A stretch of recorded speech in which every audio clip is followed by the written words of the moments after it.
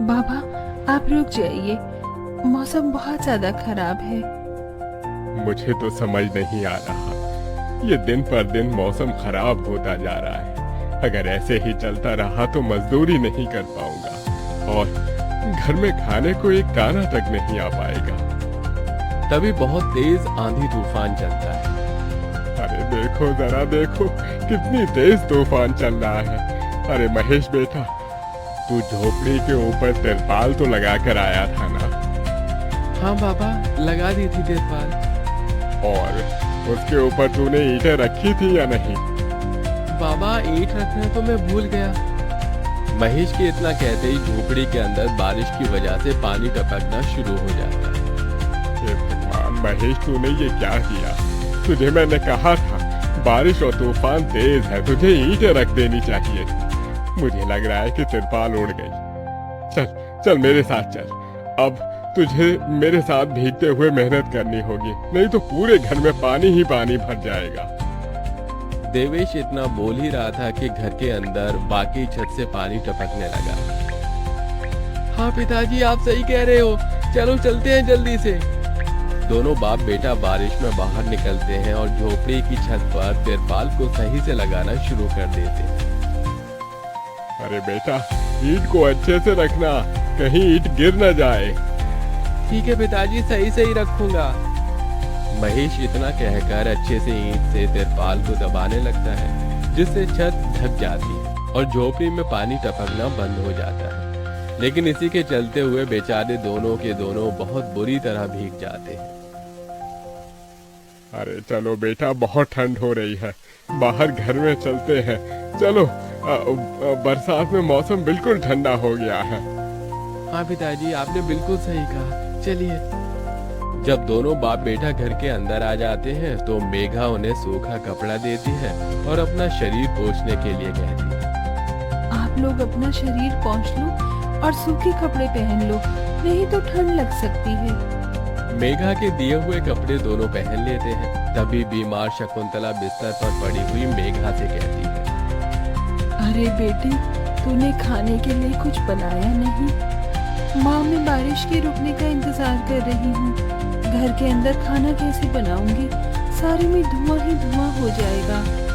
मेरी दवाई का समय हो गया है और मुझे भूख भी लग रही है। ठीक है माँ, मैं कुछ करती हूँ। मेघा अपने सिर पर एक सफेद कट्टा रखकर बारिश से बचते हुए बाहर से कुछ ईंटें लाकर घर के अंदर ही छोटा सा चूल्हा बना लेती है और उसी पर खाना बनाना शुरू करती है।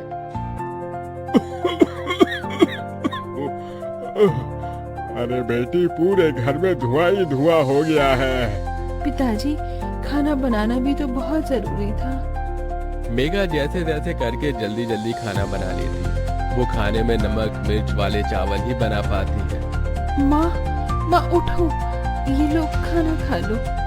शकुंतला मेघा के हाथों से खाना खाती है। शकुंतला के पूरे शरीर को पैरालाइज हुआ था, जिसके कारण ना तो वो हिल सकती थी और ना ही वो उठ सकती थी। मेरी प्यारी बेटी, इतनी कम उम्र में तेरे ऊपर कितनी जिम्मेदारी आ गई। हम गरीबों का कुछ नहीं हो सकता है। इस गरीब झोपड़ी के अंदर हम कैसे कैसे दिन देखते हैं। कोई बात नहीं माँ, बच्चे समय के अनुसार बड़े होते हैं, लेकिन मैं समय से पहले बड़ी हो गई हूँ। आपको तो खुश होना चाहिए। मैं तो इस कदर लाचार हो गई हूँ कि तेरे सर पर हाथ रखकर तुझे आशीर्वाद भी नहीं दे सकती बेटा। शकुंतला की आंखों से आंसू निकल रहे थे। मेघा उसके आंसू पोंछकर अपनी माँ को हौसला देती है, जिसके बाद वो अपने भाई और पिता के साथ बैठकर खाना खाती है। बारिश होती ही रहती है, लेकिन बारिश रुकने का नाम ही नहीं लेती। खाना खाकर वो सभी सो जाते हैं।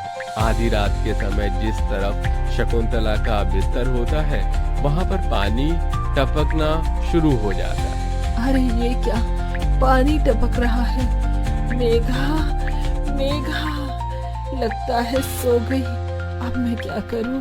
ये पानी तो धीरे धीरे टपकता ही जा रहा है।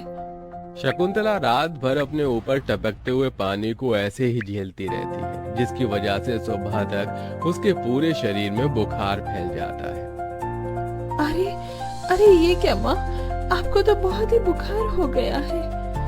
रात भर ये झोपड़ी की छत टपकती ही रही।